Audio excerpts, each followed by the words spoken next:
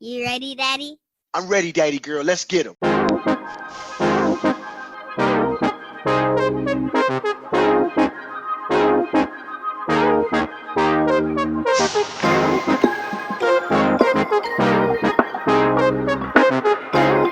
What's up, family?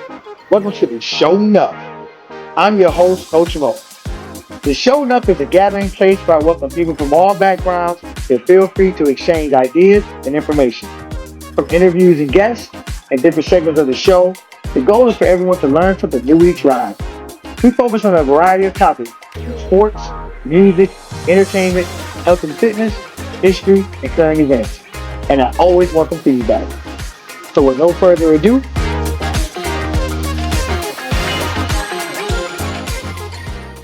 what's up, family? It's your boy Coach Mo with Jerome, bringing you Sho Nuff Shorts. We're gonna jump in this topic real quick, talking about NBA news today. It's April 15th, which is Jackie Robinson Day. So your boy had to represent for one of the GOATs, Jackie Roosevelt Robinson. All through Major League Baseball, all the players are wearing number 42 in his honor. So I had to throw my Mitchell the Ness on, but we're gonna kick it on the NBA. We're gonna start off with the Phoenix Suns and the debacle that's going on out here. I live in Chandler, Arizona, which is a suburb of Phoenix, so I see firsthand the nonsense that's going on out here. Um, Me and Jerome both didn't think highly of the moves that they did when they acquired KD and Bill. Now, I'm not going to speak for Jerome. Me personally, I expected them to at least to make the playoffs. Like, I didn't see the bottom falling out and not even be able to make the play in. I didn't see that at all. So there's a lot of blame to go. They just yesterday fired the head coach Mike Budenhozer, which is their third coach they fired in 3 years. They fired Monty Williams, Frank Vogel, and now Mike Budenhozer 3 consecutive years. The owner, Matt Ispia, is a former Michigan State Spartan, played at Michigan State. I Play? think, well, he wore the uniform. I thank you for Okay. correcting me. He wore the uniform. Didn't play much. He was a walk on. Didn't play much. A huge Michigan State supporter.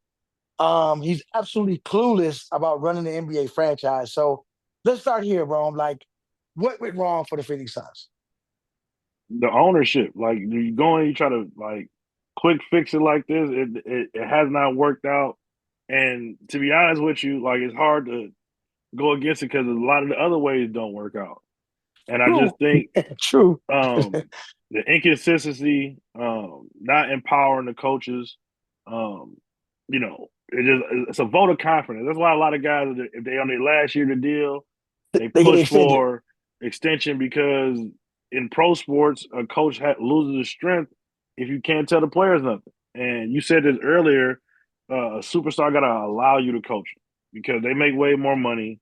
You're the more indisposable person. You don't sell any jerseys. You don't bring anybody to the games as a coach, and you gotta do the players' bidding or mind trick them into doing your bidding. Unless you get the stature of a Popovich, Riley, Jackson, um, and I just think at the top, man, the championship organization is the reason why the Lakers continue to win championships, the Boston Celtics, the Miami Heats. It starts at the top with the ownership. If the It ownership does. is not A1 and top to bottom is looking to be a championship program, we see it in every sport that it kind of don't work out that way. It's been bad ownership to win championships. Don't get me wrong. You think about the Bulls in the '90s. That's bad ownership. Yeah, Um, Reinsdorf.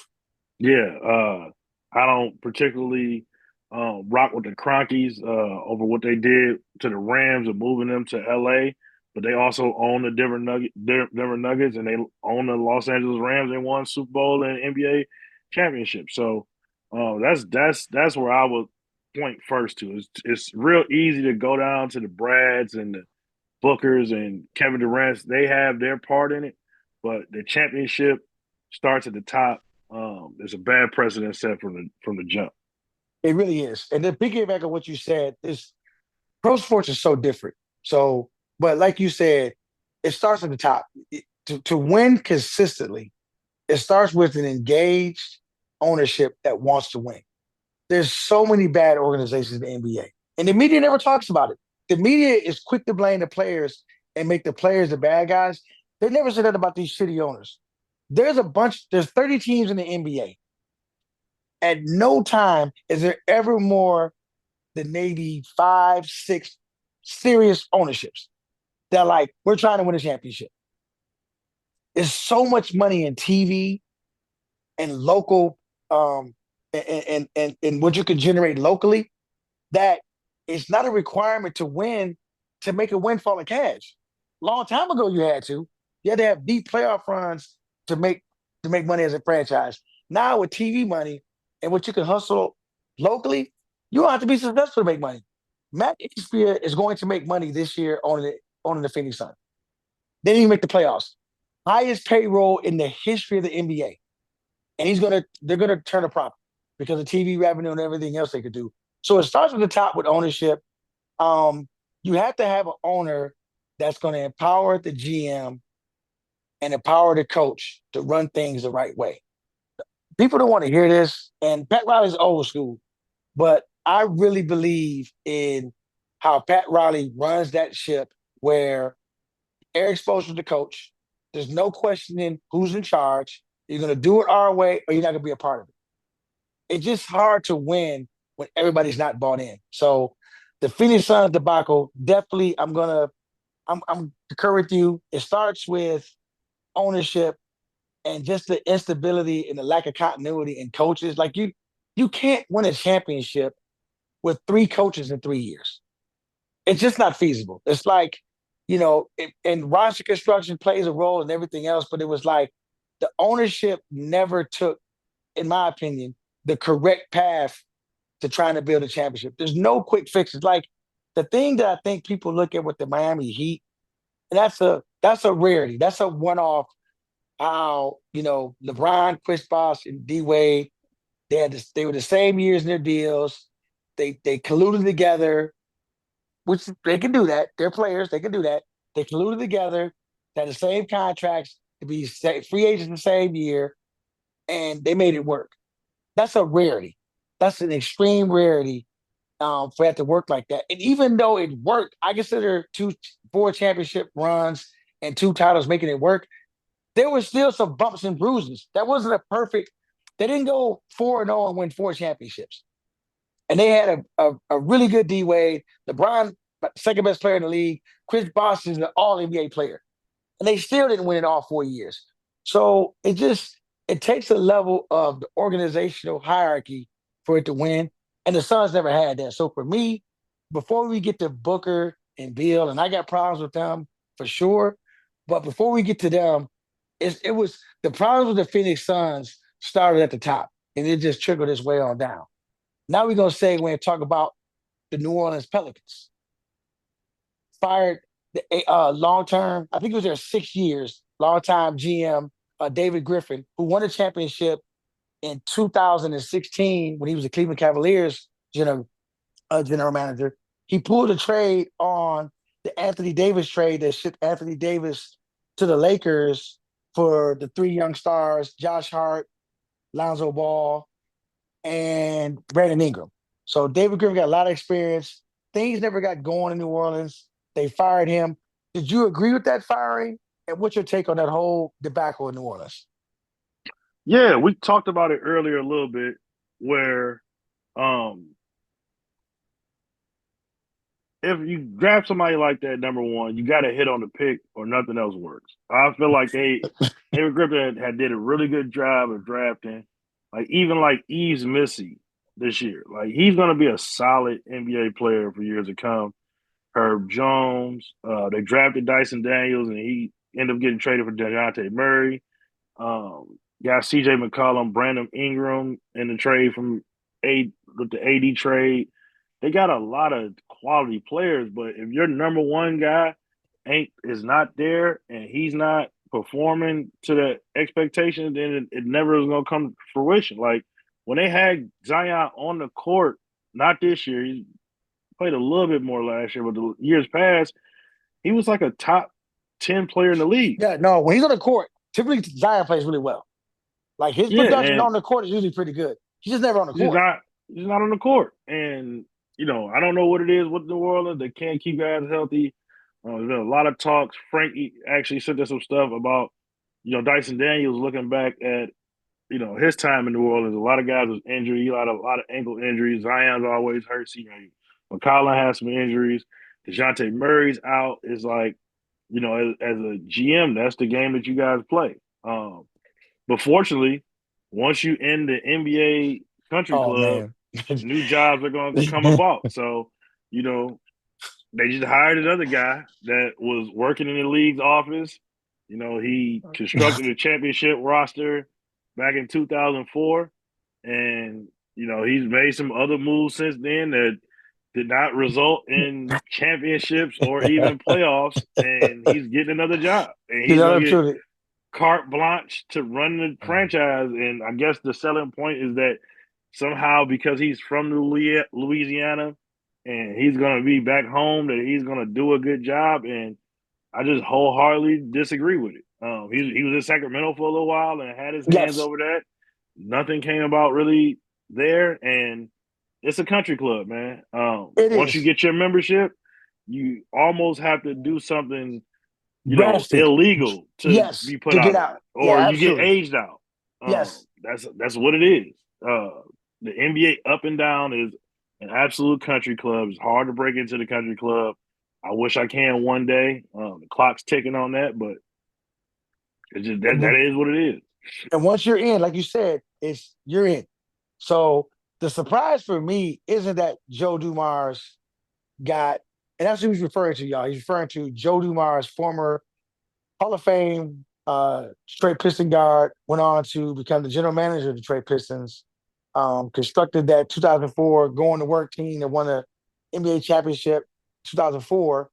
And then we had some lean years. We had some really good years in Detroit, but his last, I want to say 5 or 6, were just like really, he did some head scratching moves, to say the least. The owner had passed away, and his wife, who couldn't wait to sell everything that he owned, wanted nothing to do with the Pistons. So that played a role in it because, again, going back to ownership, when Joe had a strong owner that was engaged, he made some good moves. It led to a championship. That owner got older. He ended up passing away. He was sick for a long time before he passed away. There was no guidance at the top, and I didn't understand a lot of stuff that Joe was doing, and so that's led to his firing.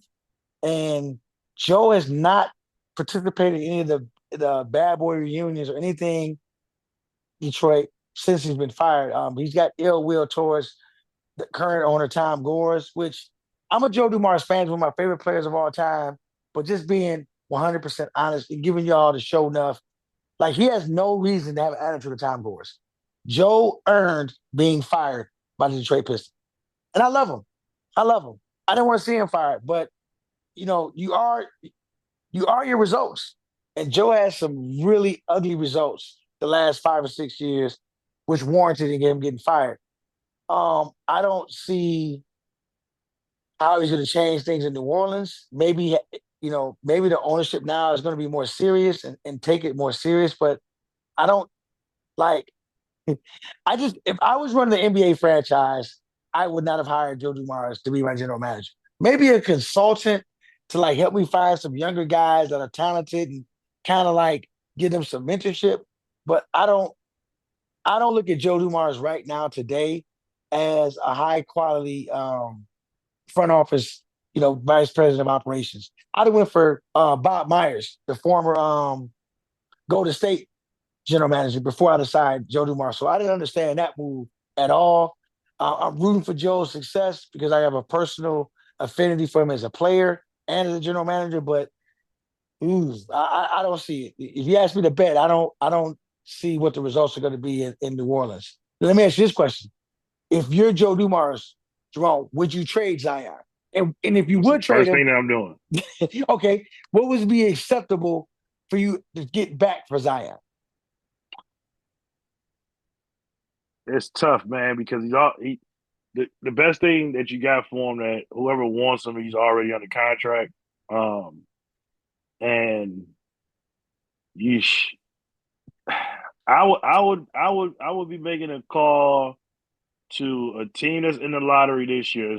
After the lottery, they didn't quite get the higher pick that they wanted, and then I want future picks for next year. Next year's draft is absolutely loaded. Absolutely. When you say next year, are you referring to 2025 or So 2026? 2026. This year, I want a draft pick in this year, and I'm not sure on the rules. I believe you can trade for. You can't get 2 years in a row, so it has to skip a year. So I'll go for next year's draft pick and young player in the salary dumps. Like, I'm not taking that job if it's not a full understanding that this needs to be torn all the way down to be built all the way back up. There's no half measure with this. No, we have a saying on the show that we say strap C4 to that shit. We're gonna blow it all the way up, and then we're gonna take the remains and we're gonna go from there. It's a great scene from the movie Commando when he's going to the military surplus and they got everything that you need in the scene. Like, this dude is going to war. Like, I don't know, maybe we got some younger viewers that never seen this movie. His body count is like 450 guys. Solo. 100% solo. Like, it's my favorite action movie of all time. Like, this dude went to the military surplus. It got C4. He got grenades. He got a rocket launcher, M16s, couple pistols, couple Uzis, like MP5s, you name it. Put it in the cart and left. That's the thing that the NBA franchise had to go do. You got to go to that military surplus, dog, and load up on everything that you need and shoot them rockets off into the building, and then we go from there. Like, it needs to be a total upheaval. Like, this isn't a bad place. And again, if the owner's not going to be serious, like, it's not going to change anyway. The owners has to be serious, holding guys accountable. Like, what are we really trying to do? Are we really trying to win a championship? Because you're not going to win one not even trying. So with that being said, let's finish up with, because it happened a little bit a while ago. We didn't have a chance to talk about it. Let's talk about what's happening with the Denver Nuggets, with the firing of both General Manager Calvin Booth and also championship-winning coach who had been there, I think, 6 years, Mike Malone. You start. What do you think happened there, Rome? I mean, it's quite clear what happened. The ownership was like, look, man, I can't fire one of y'all because half the people here got to choose a side. I think Mike Malone is a really good coach, but at the same time, he's really, really abrasive, and he's really stern and principled in what he want to do. And at the end of the day, as a ownership, I got it once it all came out. Calvin Booth made some terrible moves, and if we fired Calvin Booth and kept Mike Malone, then Mike Malone thinks that he's King Tut. You know, and I think the next thing that's coming after that is going to be getting rid of Jokic, and that's going to suck. Do you think they will do that? Okay, back up. Just your opinion. I know we're speculating here. Do you think Jokic will be moved within 2 years? Yeah. I'm not saying you're wrong. I'm not saying you're wrong. You can throw a dart at the top 10 players in the NBA. If you throw 7 darts at the top 10 players in the NBA, right? Whoever you call the top 10, put your top 10 on the board and throw 7 darts, at least 4 of them will be moved in the next 2 years. That's been the NBA. Yeah, NBA is definitely volatile. I've been telling people, this is my line. Luka got traded. Everything's on the table. There is nothing going to shock me for the rest of my life. Luka got traded, and that dude got one player or one. They got AD. They got a couple other guys, but those guys, anybody could have traded for them. Yes, you know what I'm saying? Like, he didn't get Austin Reeves. Like, how do you not leave that with that? So when you get to that point of and we put so much pressure on these guys, go win a championship, get one, go get another one if you want to move up, go get another one after that. Jokic don't have time. That body ain't lasting. He's not doing a 20-year LeBron career. No. I agree. I don't even think if his body holds up mentally, Jokic wants to play this for another 10 years. Yeah, get the fuck out of here. Yeah, I gotta agree with you there. I wouldn't be shocked. I would like to think they want to rebuild around him, but this is the reality of a rebuild. They're slow. Like, when you don't have assets and you don't have cap space, You don't have draft capital. Like, it's hard to build a winning team. Like, the casuals and the media talk about this like it's checkers. If it was that easy, everybody would be winning. There's a reason why majority of organizations have not won. It's Yeah, extremely hard. The timing yeah. got to be right for so many moving parts to win a championship. Um, I wouldn't. I Let me say this: I don't think he'll be traded. However, I wouldn't bet against it, and it wouldn't surprise me if he was traded because the timeline for all this is, Denver. I respect Calvin Booth. He won a championship, but like it reminds me of New York Knicks. They had Patrick Ewing in his prime for like 12 years. And the best they got him was like John Starks, Charles Exactly. Smith. Like, come on, man. Like Joker got Jamal Murray, and Jamal Murray's a good player. Like, I like Jamal Murray, but like you got Jokic for 10 years. You got to put better product around him. Like they bet on Michael Porter Jr. That didn't work out. Um, they paid him a lot of money. He hasn't really delivered. Aaron Gordon is a solid player, but they've had Joker too long in his prime for too long to not pair him with another All Star. Because we talked about this before. Um, Maybe Moses Malone in the early '80s. There's never been someone that's won as much as Jokic has with the level of talent around him that surrounded him. Like the Denver Nuggets, even when they won a championship, they never had an All Star around them. So not having an All Star with Jamal with Not an Jokic, all-star, not an all-defensive guy, like nothing. yeah. So that just says how great Jokic is, but that's also a clear indication of how bad the front office has been. You got to be able to get talent, man. Whether you trade for it, sign a free agent, draft it, you you get a Jokic. He's a generational player. You got to be thinking we're on the time clock to get this done, to put the right team around him, which is why me and you both talk about the Pistons with 𝐀𝐫𝐭𝐒𝐞𝐞𝐤𝐥𝐲. We can't waste the next 4 years seeing if we got guys on the team that might develop into championship caliber pieces. Like that's not how it works, man. Like we only got Cade for so long. We need to put quality players, all-star level players around Cade to win a championship.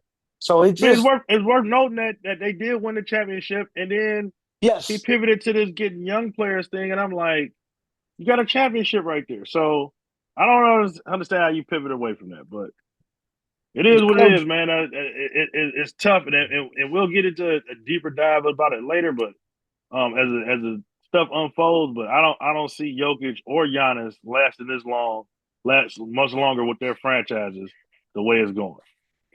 I can agree with you. And again, we've talked about this before. Study the NBA.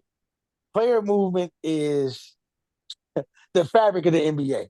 So it's not where guys stay for their current team for all their careers. That's not going to happen. So I'm with you. I'd be more surprised with Jokic, but if you ask me to bet, I know Giannis is not staying with the Milwaukee Bucks. That's not going to happen. And more I talk about it, I don't see Jokic staying with Denver past maybe next year or the year after that. And that's going to be a shock. Unless they make But some quick changes, like the Zion move is now there. Like maybe you can yes, make that flip. Like I don't know. but they got to add something around him. You just can't have him going out there with a devoid of talent.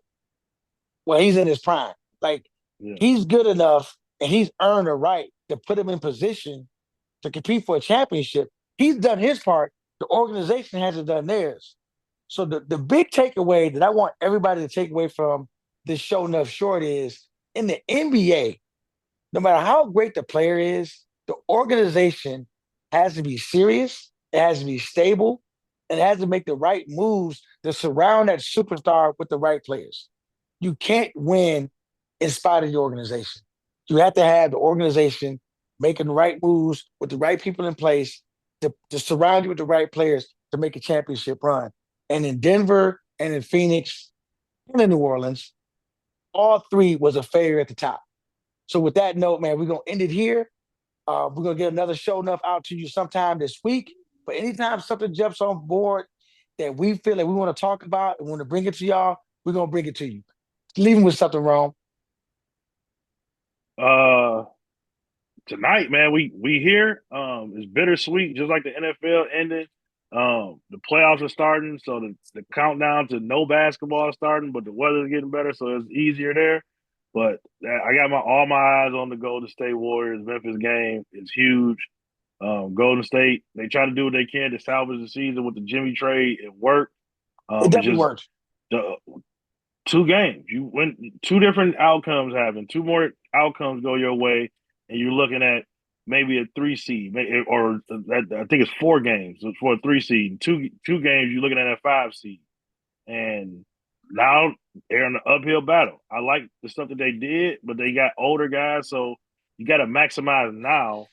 You can't wait. So they really need to get that 2 seed to be able to face Houston, because I don't think they have a snowball's chance in hell to beat Oklahoma I don't City. either. No, I don't either. And again, man, that makes the NBA playoffs so great. And what makes the NBA playoffs so great is it's a long regular season, and you're not gonna like poo-poo the regular season. And all of a sudden, you flip this script and everything's working in the playoffs. Whatever you were for the past 6 months, that's what you're going to be for these next 2 months. So with that being said, man, we hope y'all can come back and check out the Sho Nuff. We're going to try to bring more to you guys at least once a week. But when something comes up unexpected, I'm going to call Rome up. We're going to fire up the Zoom, and we're going to get it done. You never have to worry about us giving you nothing but the Sho Nuff, because that's all we know. Thank you very much. Thank you for watching the Sho Nuff. This episode was brought to you by the good folks over at MoeDee Basketball. We appreciate you watching. Please subscribe, comment, and like the show. And be sure to visit our website, www.moedeesbasketball.org. Also follow us on our social media pages. Like us on Facebook at facebook.com/MoeDees Basketball. Follow us on Instagram at MoeDees Basketball. Follow us on Twitter at MoeDees B-Ball, MoeDeesBBALL. And if you need to contact us directly, please don't be shy. Contact us at MauriceTaylor@moedees.com. Thanks again. See you next show. We out.